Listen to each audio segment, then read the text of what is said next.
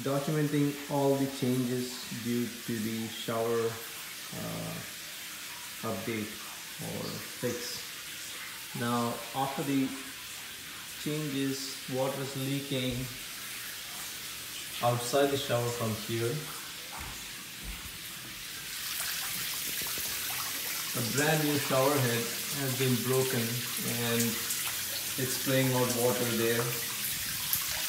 Water is not draining out. As you can see, the water collecting here. And then I'm going to go now to the basement.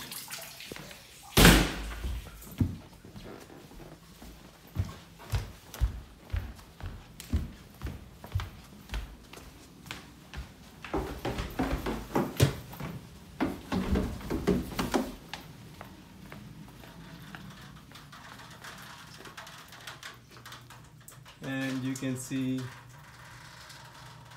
the water coming down to the bottom of the shower. You can see the amount of water here. There's also water coming out somewhere behind me because it just fell on my head.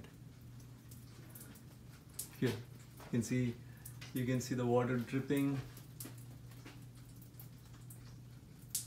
There, you can see the water dripping right there as well. So now we went from a shower that was leaking slightly to a completely ruined shower.